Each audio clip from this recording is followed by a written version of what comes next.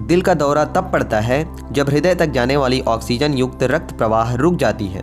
खून का प्रवाह रुकने का मुख्य कारण वसा, कोलेस्ट्रॉल, अन्य पदार्थों के कारण होता है जो हृदय तक खून पहुंचाने वाली धमनियाँ, जिसे कोरोनरी आर्टरी कहते हैं, जिस पर एक प्लेक चिपचिपा जमाव बनाकर रक्त प्रवाह को रोक देती है।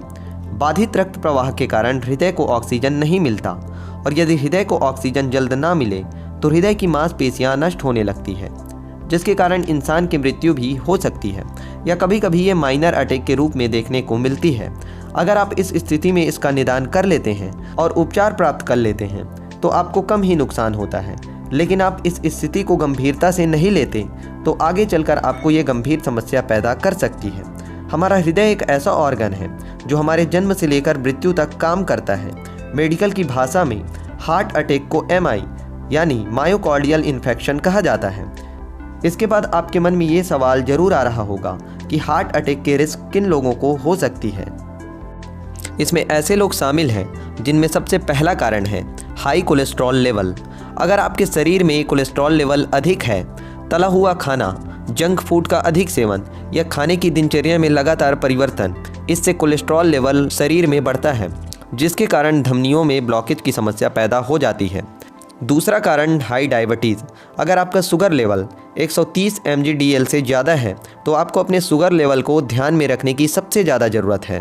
तीसरा कारण है अधिक स्मोकिंग। सिगरेट लंग्स को बुरी तरह से प्रभावित करती है, जिससे शरीर के दूसरे अंग भी इसके चपेट में आते हैं। लंग्स के प्रभावित होने के कारण हार्ट में अत्यधिक जोर पड़ती है। चौथा कारण है हाई ब्लड प्रेशर की समस्या। अगर आपके आर्टरी में ब्लॉकेज आ जाती है तो आपको हाई ब्लड प्रेशर की भी समस्या आ सकती है। इसे आप एक उदाहरण से समझ सकते हैं। जैसे आप किसी पानी के पाइप में दबाव लगाते हैं तो उस पाइप की नली से निकलने वाली पानी का प्रवाह बढ़ जाती है। ठीक वैसे ही हमारी धमनियों में अगर किसी भी प्रकार का अवरोध आ जाता है तो ब्लड प्रेशर हाई हो जाता है। अगर आपका ब्लड प्रेशर 160 से ज़्यादा है तो आपको इसे गंभीरता से लेने की ज़रूरत होती है। पांचवा कारण है अत्यधिक मोटापा या फैमिली हिस्ट्री। अगर आपका वजन ज़्यादा है या आपके परिवार में किसी को हार्ट डिसीज़ की समस्या है तो आपको हार्ट अटैक की समस्या आने की संभावना हो सकती है। अगर बात करें भारत में दिल की बीमारी की तो भारत में हर 33 सेकंड में दिल की बीमारी के कारण एक व्यक्ति की मृत्यु हो जाती है। भारत में एक साल में दिल के दौरे के लगभग 20 लाख मामले आ रहे हैं। बढ़ते समय के साथ अब ये बीमारी युवाओं में भी देखने को मिल रही है। अमेरिका के एक आर्टिकल रिसर्च जनरल लेख में छपे एक आंकड़े बताती है भारत में अब तक 6.3 करोड़ लोगों को दिल की बीमारी हुई। इसमें लगभग 2 करोड़ लोगों की उम्र 40 वर्ष से कम है। healthorg.in के मुताबिक 2005 तक हृदय की बीमारी तीसरे नंबर की बीमारी मानी जाती थी, लेकिन 2015 आते तक ये बीमारी पहले नंबर पर आ चुकी है।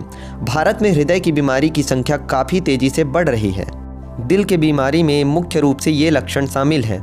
अगर आपको सीने में जलन, चक्कर आना, सांस लेने में परेशानी, पेट दर्द, थकान महसूस होना, छाती और बाहों पर दबाव पड़ना, गले में अत्यधिक दर्द होना और तनाव, डर का महसूस होना जैसी समस्या पैदा हो रही है तो ये हार्ट अटैक के लक्षण मानी जाती है। ऐसे में आपको अपने तुरंत किसी नज़दीकी कार्डियोलॉजिस्ट से सलाह लेने की ज़रूरत होती है।